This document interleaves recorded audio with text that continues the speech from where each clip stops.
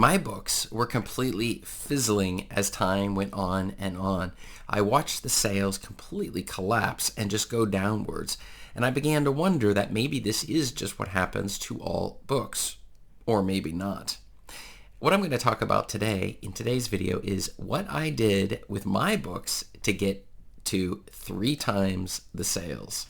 This is Chris Baird from selfpublishingmadeeasynow.com, where self-publishing doesn't have to be so hard. So the thing is that after I had written my first several books, I was getting into the flow of things. It was actually not that difficult once you start to have done it a number of times. In fact, as I was moving through it, I had even gotten to the point where I was running ads against them and able to get some sales. I just wasn't seeing the results that I wanted to see. So what I wanted was to see if it was possible to do something that would dramatically increase the amount of sales that I was making on my books. I just couldn't figure out, since I had gone through so many tips and tricks that I had learned over the years without it having any impact at all. I had also followed a lot of other authors and seen the different strategies that they were implementing to increase sales, but it just wasn't having an impact on my book. So initially, I had heard that keywords were an important part of the puzzle, but I wasn't completely sure how to implement them for my books. I mean, what do I know about what people are searching for or not searching for? And what was happening was I was seeing a possible loss of motivation as I was moving forward if I did not manage to get this fixed, and if with the motivation would come the desire to put out new books, and it would continue to snowball until I was no longer being productive at all. But I was beginning to wonder if maybe it was already too late for the books that I had put onto the market. And that is something for many of my clients, a normal question. How do we deal with the previous books? That's a very classic one. You need to be very careful with what you are doing with your old books and the amount of effort that you're doing.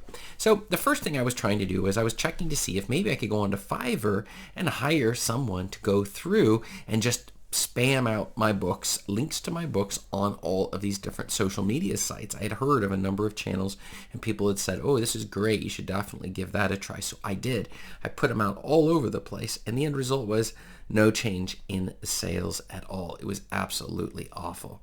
The second strategy I tried was to see if, by using some specific tools, some of them don't even work any longer, but it would be connected to all these newsletters that would automatically send out free books. And then I would set my book to be on promo, a 5-day free promo, and at the end of the 5 days, it would go back to full price and with all of these customers. So I ran it through this particular strategy, and it resulted in getting thousands of downloads for free of my book on Amazon. It's just it didn't translate into any sales. So what I finally did was I had heard about the power of keywords, as I mentioned earlier.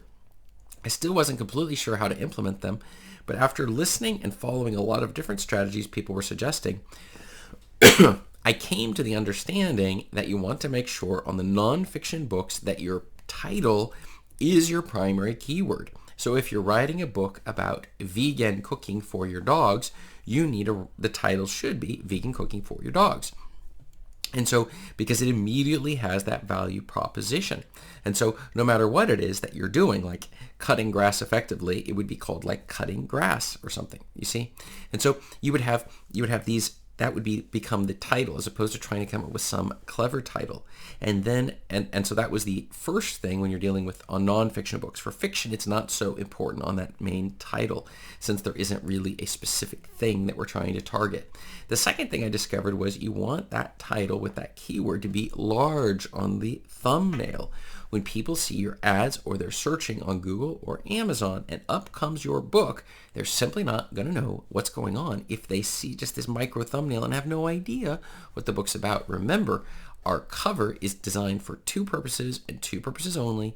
It is to get the person who this is a good match for to realize what kind of book this is, and 2, to see the title there on that cover. So in other words, they see that initial title, which draws them in, and then they will read the actual title and subtitle and click.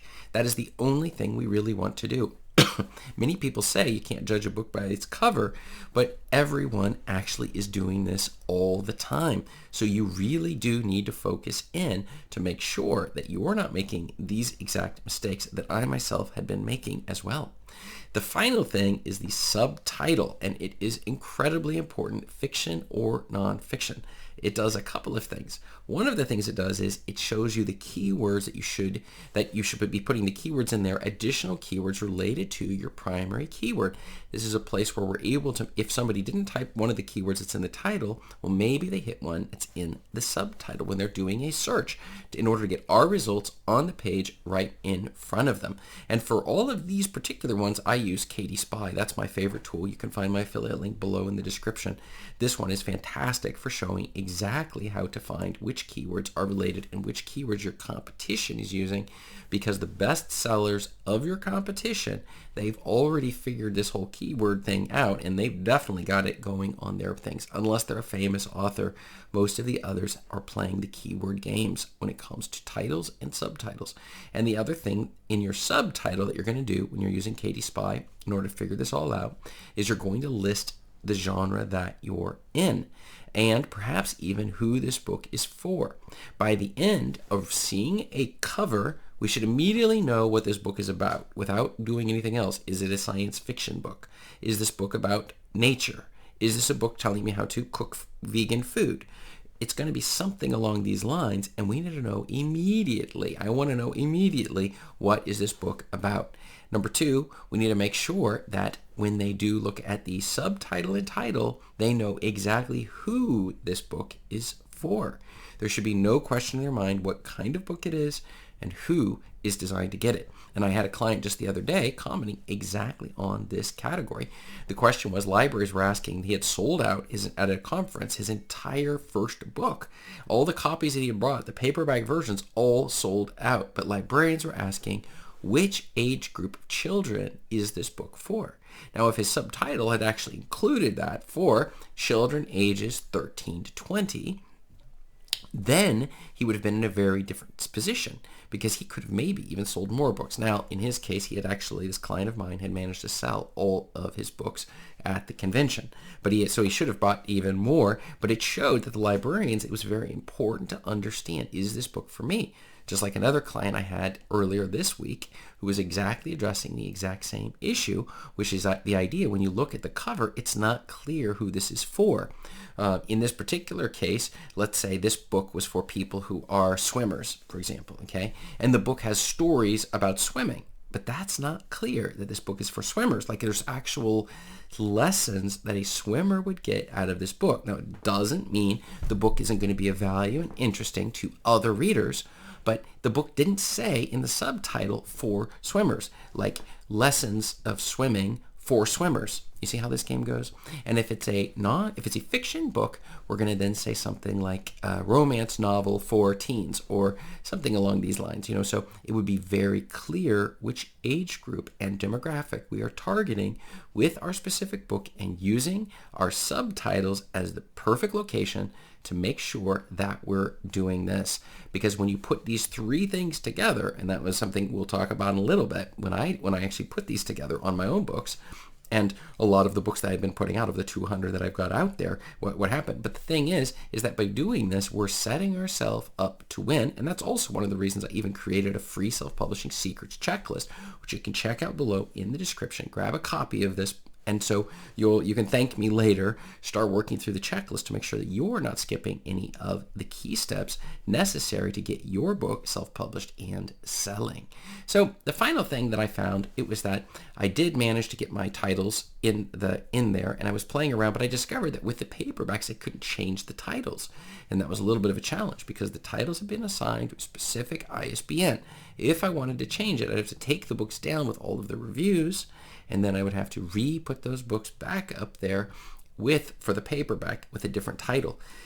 But there's a better strategy. You can change the title on your Kindle version of the book.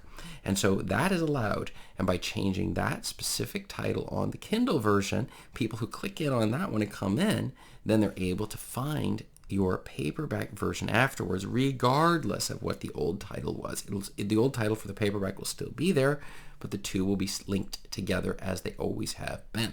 So you don't have to feel terrible about it. They do not have to match. It's just fine. We're doing choices, and as we're moving through the self-publishing process, We need to ensure that we're setting ourselves up for whatever it takes to win this game. So the thing was, I finally discovered this. I changed the titles for my ebooks and I started running ads again. Now since then, I've run 120 million ads on Amazon and have a bit of experience of understanding what it takes to get books selling through the use of ads. And by running it through these ads, the fact is shooting to the Kindle version and a separate ad set to the paperback version, I noticed something magical. First of all, I tripled my Kindle sales on my books as a result of this keyword game change. Okay, it was a game changer in many ways here, right? In addition, my paperback sales started to go up as well. But didn't I just say that I wasn't able to change the title? Well, the answer is I would bring in the traffic through the Kindle version of the ads, and then they would buy the paperback, because the ads are really about trying to get people to buy the paperbacks. For most people, most authors that I know, your paperback sales will be twice as much as your Kindle ads. In fact, your Kindle books. In fact, your Kindle books' main purpose is to sell more paperback books. It's kind of odd, I know, but you charge $2.99 for the book, regardless of whatever your book is, the length, for your Kindle version, and we're using it just to trigger it around and to get our paperbacks to sell. And that was a key one. So I actually did this and I saw huge results coming out of this entire process. It was unbelievable to me, since I hadn't actually changed the description or anything else in the book.